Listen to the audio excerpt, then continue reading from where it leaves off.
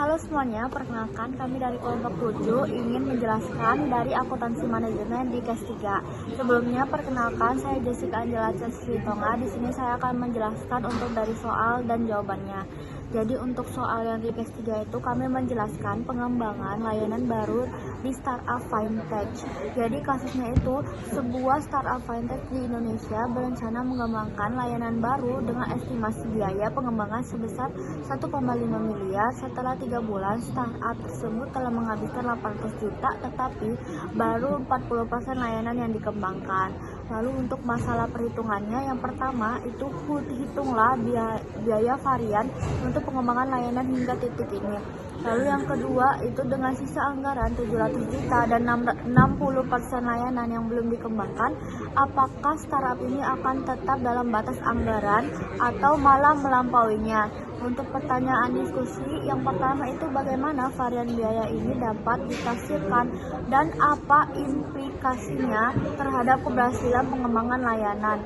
Yang kedua itu langkah apa yang dapat diambil untuk memastikan proyek yang tersisa diselesaikan tanpa melebihi anggaran.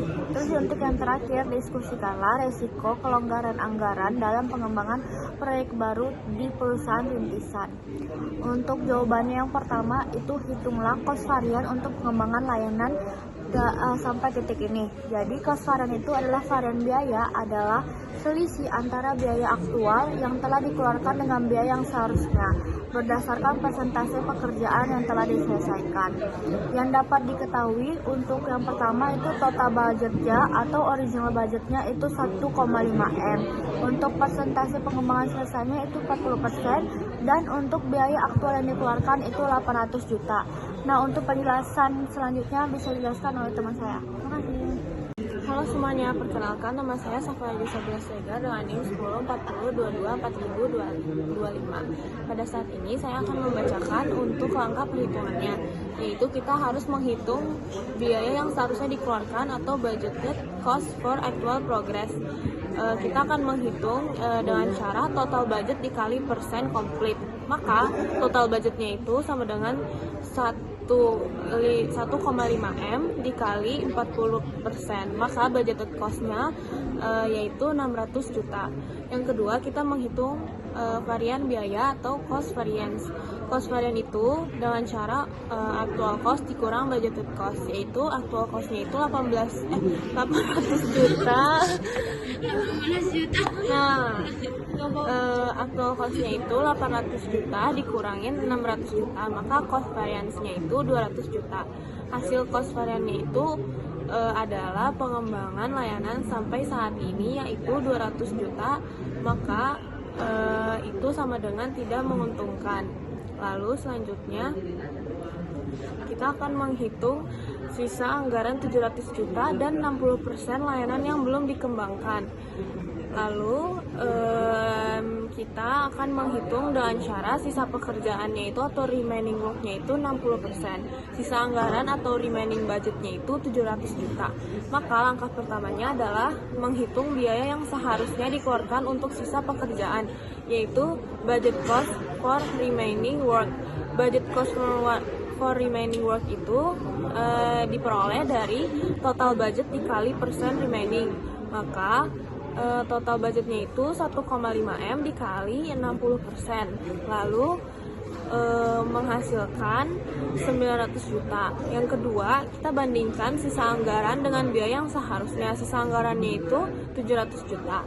Maka biaya yang seharusnya untuk sisa pekerjaan yaitu 900 juta, maka lebih besar biaya yang seharusnya untuk dijadikan sisa pekerjaan sebesar 900 juta.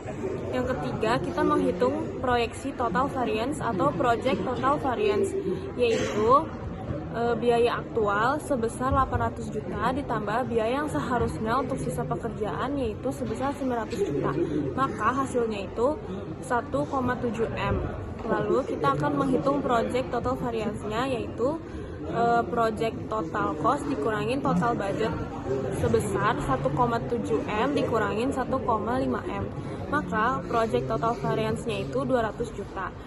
Maka kesimpulannya yaitu startup diproyeksikan akan melebihi anggaran sebesar 200 juta dengan asumsi sisa 60% pekerjaan memiliki efisiensi biaya yang sama dengan 40%. Pekerjaan yang telah diselesaikan sisa anggarannya yaitu 700 juta tidak akan mencukupi untuk menyelesaikan 60% pekerjaan yang secara proporsional membutuhkan sebesar 900 juta.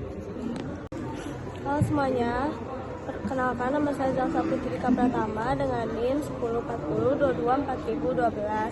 Selanjutnya saya akan membacakan pertanyaan diskusi. Yang pertama, bagaimana varian biaya ini dapat diinterpretasikan dan apa implikasinya terhadap keberhasilan pengembangan layanan? Varian biaya sebesar 200 juta yang bersifat unfavorable menunjukkan bahwa biaya aktual untuk menyelesaikan 40% pekerjaan lebih tinggi dibandingkan anggaran yang direncanakan. Kondisi ini menandakan adanya inefisiensi dalam penggunaan sumber daya atau kesalahan dalam estimasi biaya awal. Varian tersebut berfungsi sebagai umpan balik bagi manajer proyek untuk menilai kinerja dan efektivitas strategi yang diterapkan. Implikasinya, manajer perlu menyelidiki penyebab utama kenaikan biaya seperti peningkatan harga material, kesalahan perencanaan, atau rendahnya produktivitas tenaga kerja. Selain itu, varian ini menjadi peringatan dini bahwa proyek berpotensi melebihi anggaran total jika tidak segera dilakukan tindakan korektif dan penyesuaian strategi pengembangan. Perkenalkan, nama saya Muhammad Abizar Al-Ghifari dengan NIM 10402240062. Di sini saya akan menjawab pertanyaan diskusi nomor 2. Soalnya yaitu langkah apa yang dapat diambil untuk memastikan sisa proyek selesai tanpa melebihi anggaran. Untuk menjawab tersebut, menghindari melebihi anggaran total, manajer harus mencari cara agar sisa 60% pekerjaan yang seharusnya membutuhkan 900 juta dapat diselesaikan dengan sisa anggaran 700 juta. Ini membutuhkan pengurangan biaya sebesar 200 juta.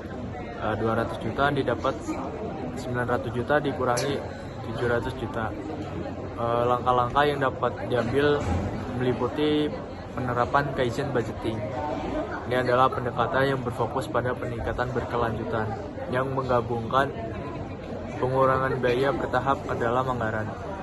Manajer dan karyawan harus bekerja sama untuk menemukan perbaikan kecil. Misalnya mengurangi waktu yang dibutuhkan untuk tugas tertentu atau menghilangkan pemborosan dalam proses pengembangan untuk mencapai pengurangan biaya yang dibutuhkan. Kemudian langkah yang dapat diambil itu ada tindakan korektif.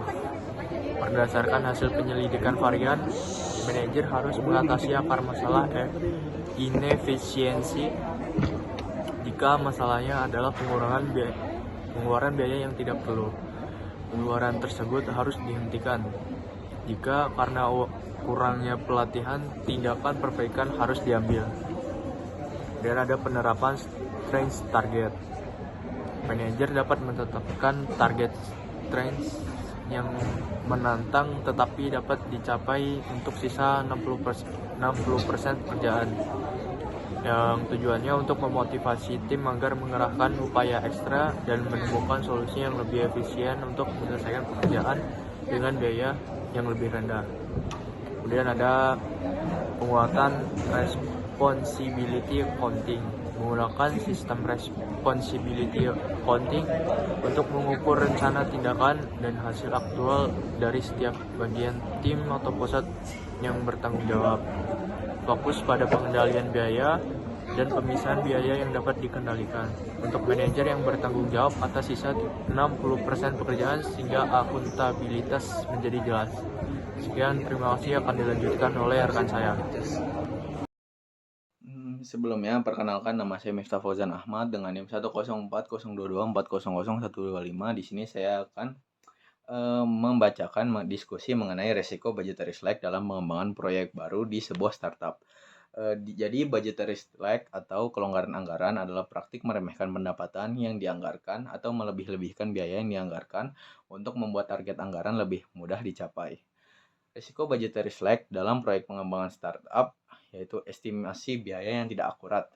Jika manajer proyek atau tim pengembangan melebih-lebihkan biaya Misalnya, dengan meminta anggaran sebesar 1,5 miliar, padahal proyek tersebut dapat diselesaikan dengan 1,2 miliar.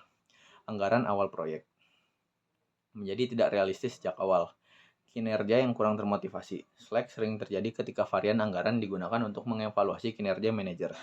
Jika tujuannya menjadi hanya sesuai anggaran, yaitu mencapai varian nol atau menguntungkan, daripada memaksimalkan efisiensi, tim mungkin tidak termotivasi untuk mencari cara penyelesaian pekerjaan yang paling hemat biaya.